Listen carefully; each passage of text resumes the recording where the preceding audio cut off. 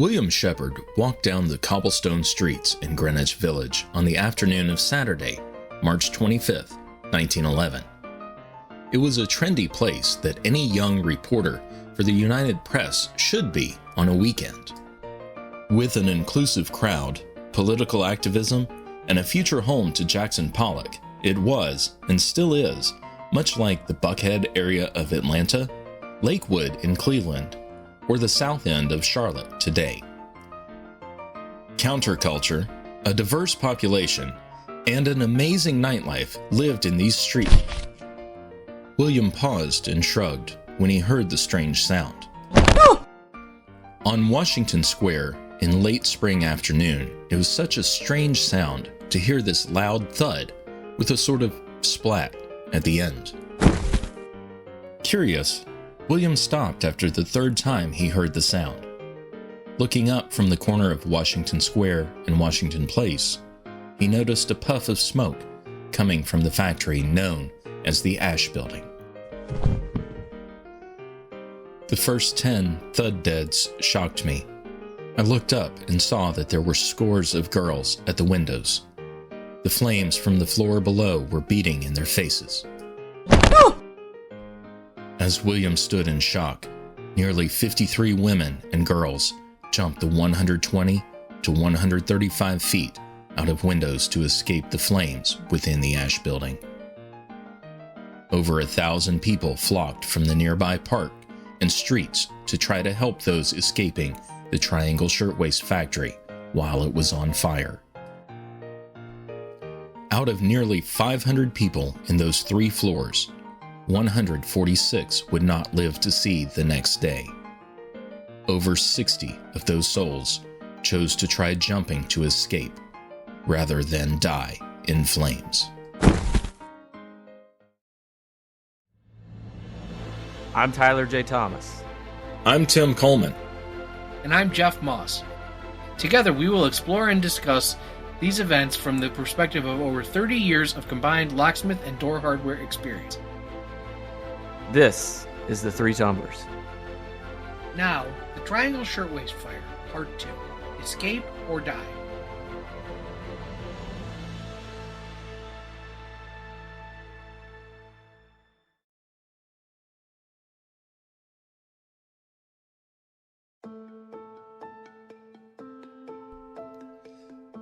After nearly a year of uprising amongst the women who worked in New York City's textile factories, where they had gone on strike and waged a very public battle to unionize for better pay and working conditions, the women at the Triangle Shirtwaist Factory had gone back to work. Even though Max Blank and Isaac Harris had won their battle and did not give in to unionization, they had made a few small compromises for the workers in order to keep production running. However, there were still very strict rules for the workers, like very few, if any, breaks. After riding up the larger, wooden freight elevators in the morning and beginning work for the day, most of the exits were locked from the inside to keep workers from sneaking out from the production area. These doors also opened inwards, just like the front door on your house does. Although unimaginable today, inward swinging doors were still allowed by code in 1911. Restroom breaks were generally banned due to the thought that workers would not be able to produce as much product, or that they would be stealing either shirtwaists or supplies like needles and thread. Surprisingly for the time, smoking was forbidden throughout the production floor. In the days when smoking inside was not only acceptable, some doctors actually recommended it as a way to reduce stress. And while the effects of consuming cigarette smoke were not widely known at the time, the potential effects of hot matches or ashes were very well known.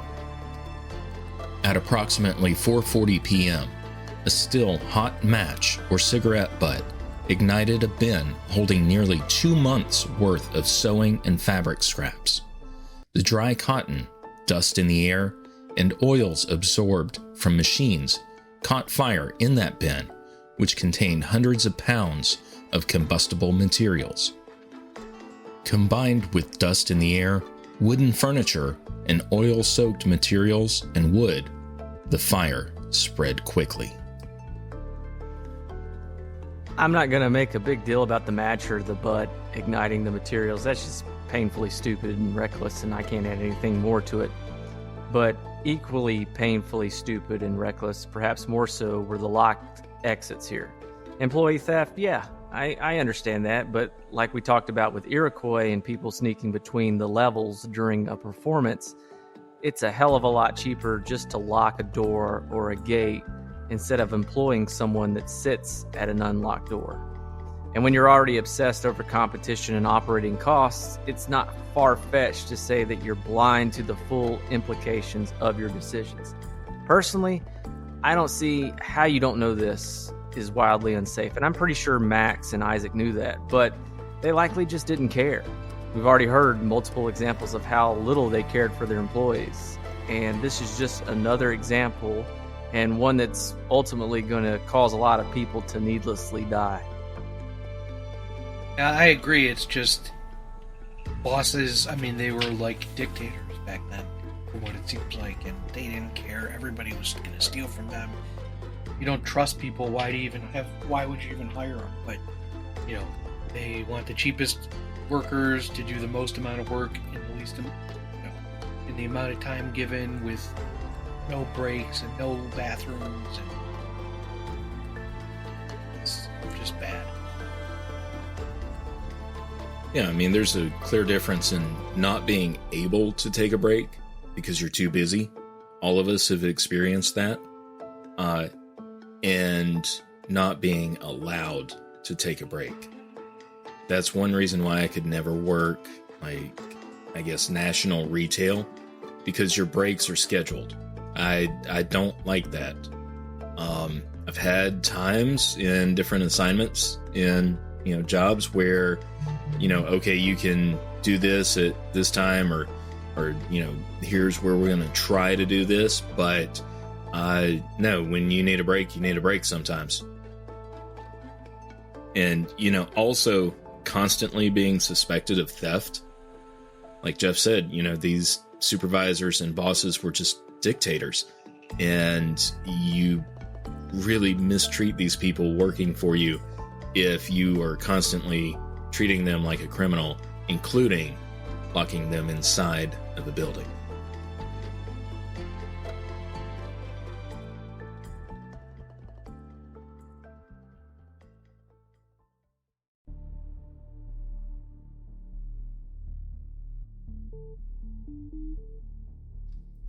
Seconds after the fire starts, a seamstress alerts a production manager to a burning smell. He then grabs a pail of water, kept nearby for dousing small fires, locates the source of the smell, and throws its contents onto the flames. However, the fire is already so big that the pitiful contents basically vaporized before it even hit its target.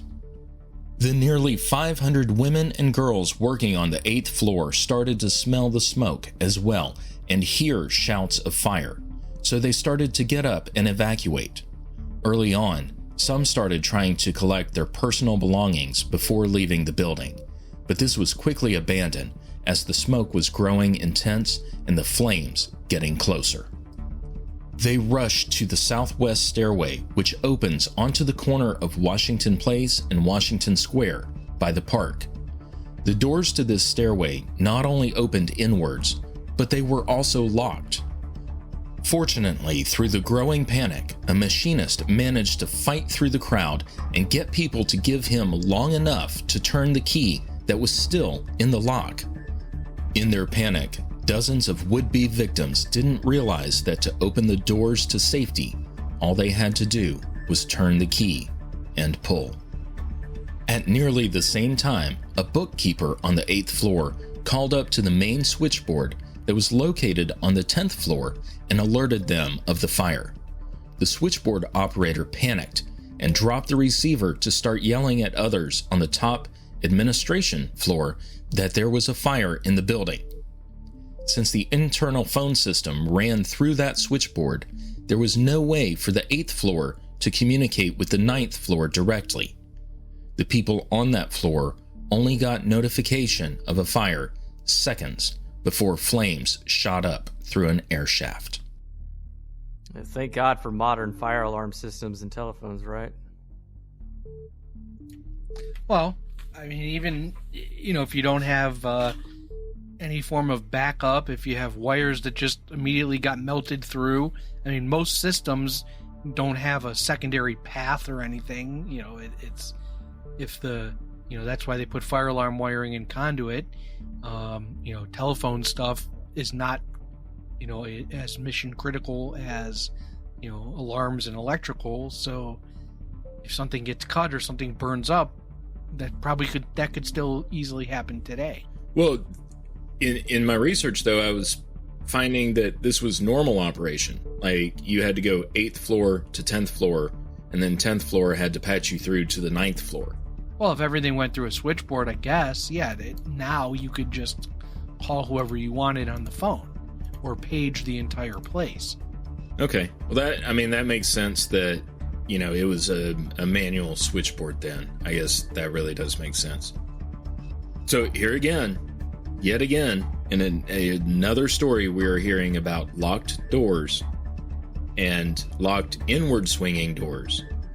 But like the narration said, it was inward swinging just like the front door on your house.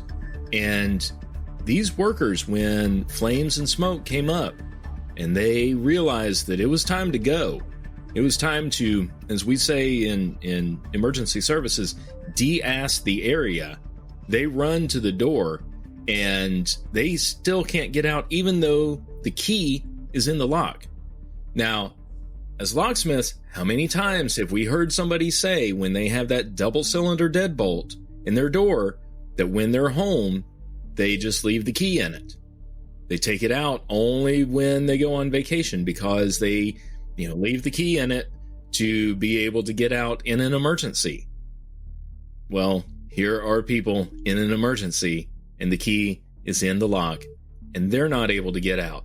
It takes somebody with clarity of mind and presence of mind to go up and turn that key, unlock the door, and pull it in. Just like you would on your house with a double cylinder deadbolt. Yeah, it's very similar to the issues that they had at Iroquois. Yeah. It sounds like they don't learn. No, I mean, they haven't learned at all in this situation. And this is definitely a situation that we can use today to help educate our customers. I would just love to hear or know what kind of lock they had. I presume it was a mortise lock, given the time, but I don't know for sure. But I would love to know what they had on that door. I didn't see any pictures in the research I did, but I think I would agree with you that you're probably correct. It was a mortise body, and also at the time it was probably a bit key, not a pin tumbler. Depending on the size of the key and the lock itself, is 3-4 times as big as your regular residential double cylinder deadbolt that you have today. Yeah, and the other thing too is that they're a little bit more stout than what we carry today, so that they're in a panic. There's no risk of breakage. I don't know how you could break a bit barrel key because they are so dang thick. They're if you're listening to this, you're not familiar with it, they're probably at least 1/8 of an inch to 1/4 of an inch thick. You're not breaking that. Not through normal operation. Yeah, if you're... To our listeners who are not locksmiths or lock enthusiasts, a bit key, just imagine the old keys from you might see in a movie with pirates or dungeons, and they've got a prisoner locked up and the guard has this big ring of huge keys. Those are basically the keys we're talking about right now. Yeah, what normal people call skeleton keys.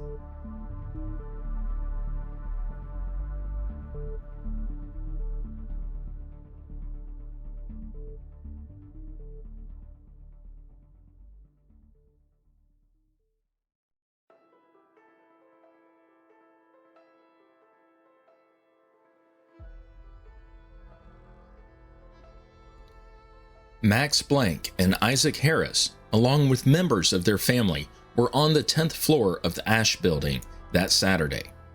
When they heard about a fire rapidly spreading through their factory, they urged all the people on their floor up to the roof in hopes that they would either be safe from the flames or be able to cross over to the top of a nearby building.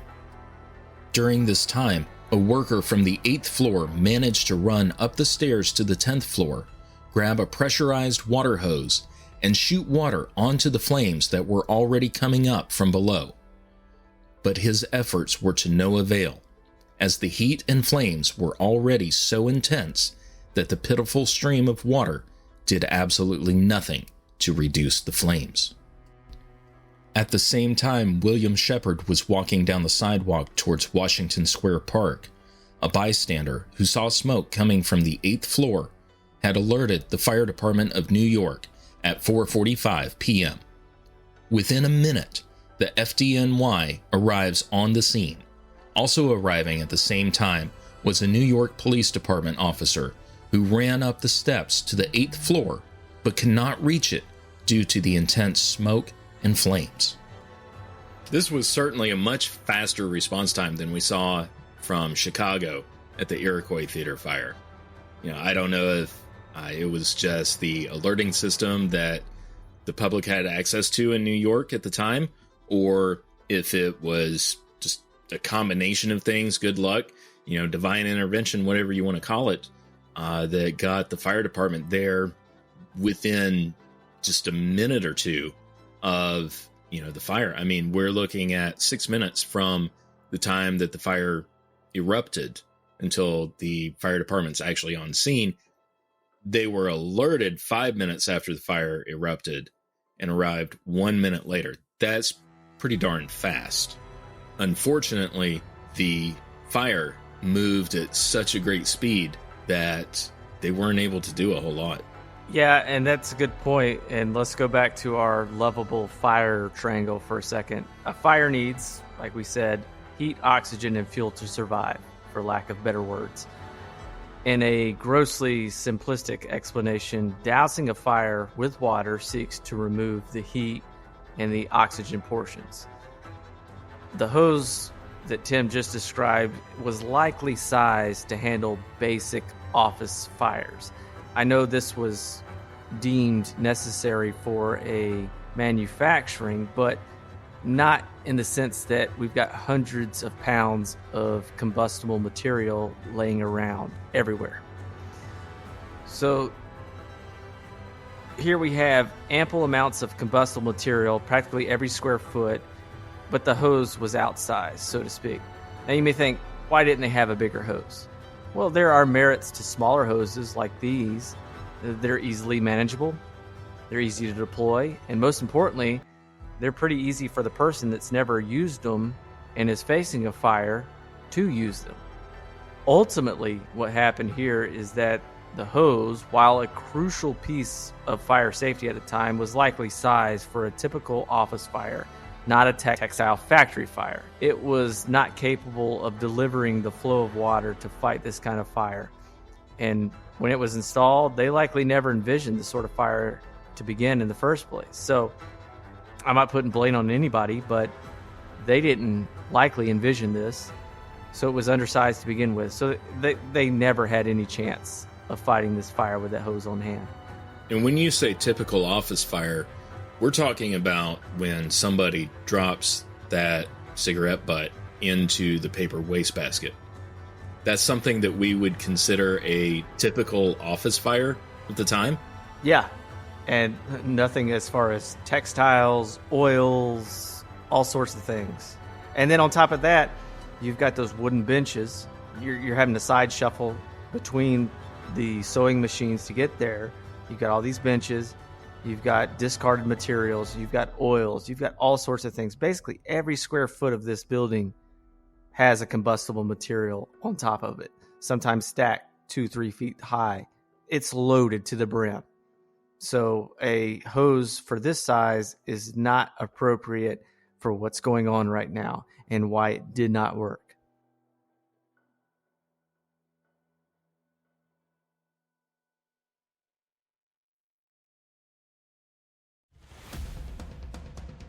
The northeast staircase, located near where the fire started, was blocked by fire from the 8th floor up. On the 9th floor, there was a barrel of flammable oil just outside of the staircase. Along with boxes and other materials, it further fueled the fire, creating walls of flame, rendering that staircase completely unusable within mere minutes of the fire starting. As we mentioned, the 8th floor stairway access to the southwest stairs was locked initially, but opened by a machinist, allowing for people to escape. On the 9th floor of this same staircase, a foreman who had the key to that lock managed to be one of the first to escape.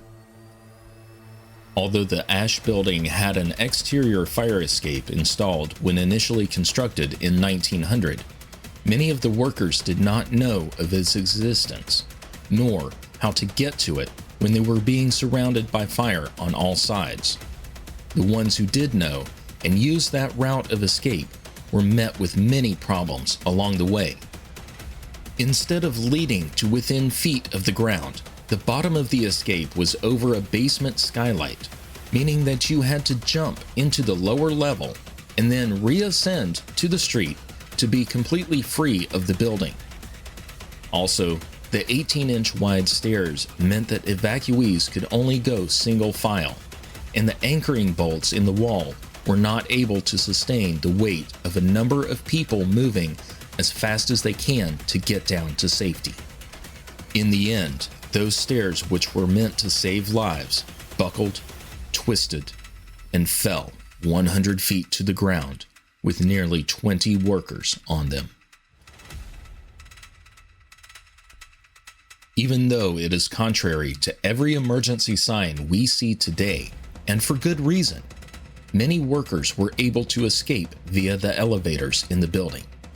The two made 3 trips each up to the 9th floor and saved nearly 150 workers before the rails on one car buckled due to the heat. The other elevator car had to stop making trips after workers on the 8th floor pried the doors open. As the top of the car grew further away, some of the women attempted to jump and slide down the cables, hoping to land on top and ride to safety. But others grew more desperate and jumped freefall into the shaft, plummeting the distance and crashing into the top of the elevator car. These bodies caused the car to come to a halt, with the impacts warping the rails. So 18 inches for the fire escape. That's almost a foot narrower than what we described with the vestibules at Lakeview. The vestibules that caused an enormous loss of life in Collinwood. And as I said in the first part of this episode, this goes back to the decision to eliminate the interior stairway for added space. And the compromise was the exterior fire escape. But even that doesn't matter because the fire escape wasn't strong enough to support the weight. So you might as well not even have had it. Yeah, that's crazy. And I don't use TikTok, but I remember there was a trend about a month or two ago of New Yorkers going out on fire escapes and showing how many of them were basically in a state of disrepair or maintenance. So God forbid something like this happens again. But from the looks of it, those fire escapes are not doing well. And this is likely going to happen again if they're ever needed to be used. Well, plus this fire escape didn't just come down to the ground like most modern fire escapes do. It actually went to a skylight for the basement. So here you drop into the basement out of the fire escape, down into the basement, and then you can take the stairs up from the basement to exit out. It's just horrible.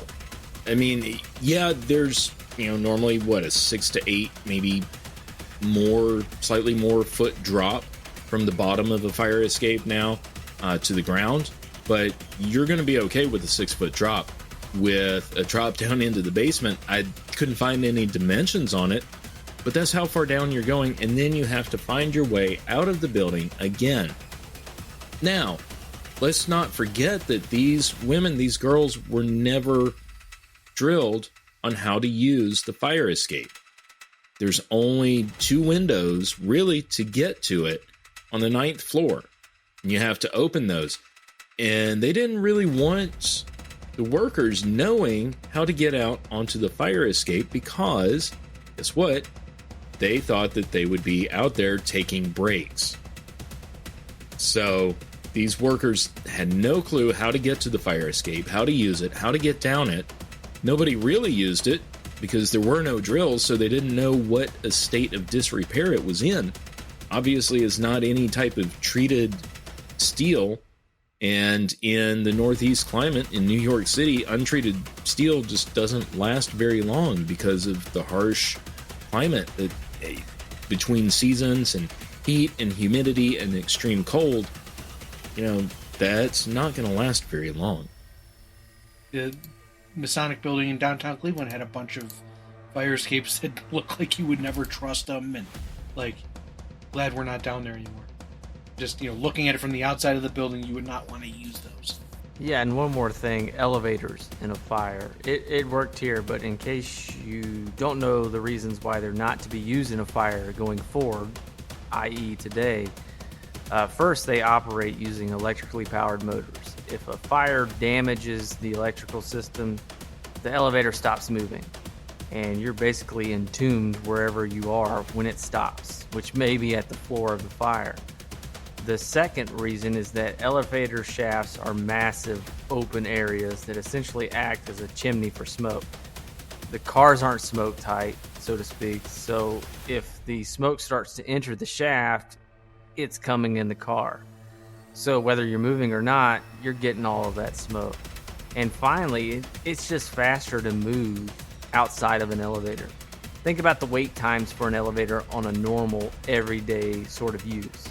Then imagine everyone trying to get out at once, stopping floor by floor, but no one can get on after a certain amount of time because the car's filled. But since the buttons are pressed, you're still stopping at every floor. So it's not conducive to a exiting strategy for a life safety event.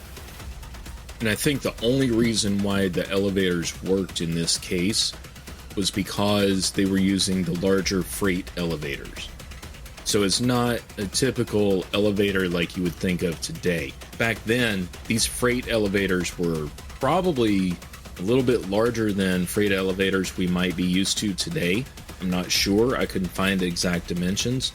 But still, they can hold typically 30 to 40 people going up for their shift at the start of the day. So you can imagine that is a way that they were able to mass evacuate. So you make 3 trips of 40 people each, that's 120 people brought to safety.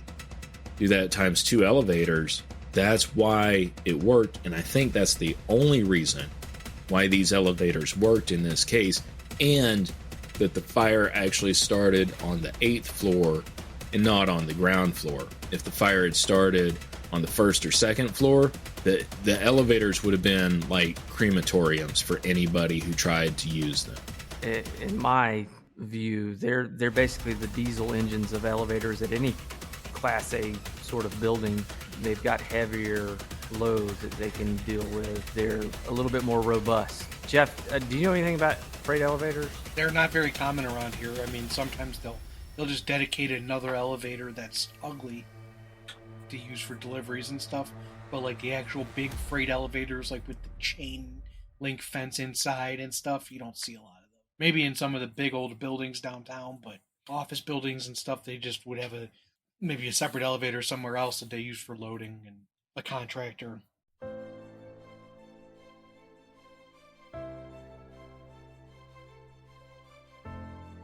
Although the brave firefighters of the Fire Department of New York arrived within a minute, their equipment, mainly the ladders, were inadequate in their rescue efforts. Nets were deployed to attempt to catch victims who jumped or were crowded and pushed off of ledges, but they were too hard to see from 8 and 9 stories up. Plus, the velocity of almost 70 miles per hour was just too much for the material to handle. One bystander on the sidewalk was actually struck by a falling body and died due to those injuries. Of the 146 deaths that day, 62 either jumped or fell to their deaths. At 5:15 p.m., a mere 35 minutes after the fire first started, it was extinguished. At 6:20 p.m., firefighters began entering the top 3 floors of the Asch building, finding dozens upon dozens of burned bodies. By 8 p.m., around 60 bodies had been lowered from the upper floors to the street below. A number of death wagons came to collect the bodies for transport to makeshift morgues. At 8:15 p.m., a worker who was trapped inside the bottom of an elevator shaft was rescued. This was the last survivor of the disaster who lived to tell what happened. 11:15 p.m., the last body is removed from the building. So just imagine what a Hallmark movie moment that would be to pull that last survivor out of the elevator shaft. I mean, honestly, that had to be the greatest feeling for that person. We don't know who they are. We don't know where they fell from, if they fell out of the elevator, what happened, how they wound up there. But wouldn't that be just great? On the other hand, as the firefighter rescuer, those people, those guys who were in there pulling people out, to know that that was the last person alive that you have to rescue from that building, it's got to be a daunting task. And coming up, we'll hear a little bit about how they dealt with that. But, I mean, the emotional and mental toll on all those workers is just tremendous. I remember when 9/11 happened that they expected an influx of survivors after the collapse at hospitals, but they never got them because either you got out or you didn't. So I can understand that so few were rescued after the fact, because that's what happened on 9/11. Either you got out or you didn't. I recently got a cat, and Tim had me watch The Lion in Your Living Room. And in that documentary, they explain that the reason that cats can survive falls from great heights is because they basically spread themselves out, sort of in an X shape, to slow their rate of descent as much as possible. And then they land on their feet to absorb as much of the impact as possible. Would it work here?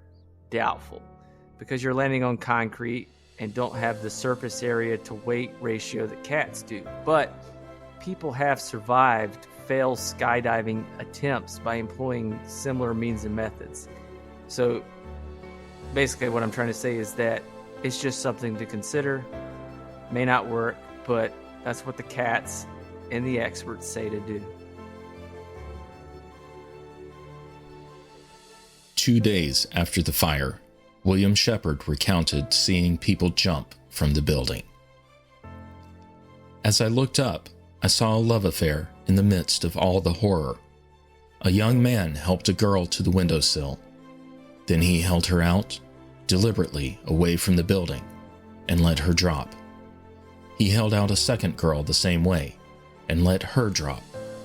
Undoubtedly, he saw that a terrible death awaited them in the flames, and his was only a terrible chivalry. Then came the love amid the flames. He brought another girl to the window. Those of us who were looking saw her put her arms about him and kiss him. Then he held her out into space and dropped her. But quick as a flash, he was on the windowsill himself. His coat fluttered upward. The air filled his trouser legs. I could see that he wore tan shoes and hose. His hat remained on his head.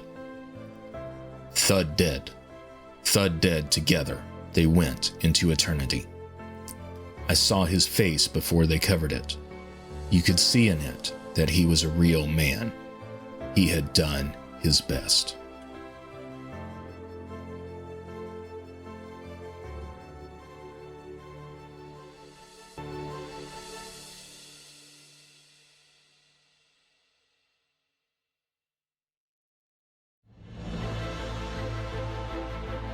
Next time on The Three Tumblers.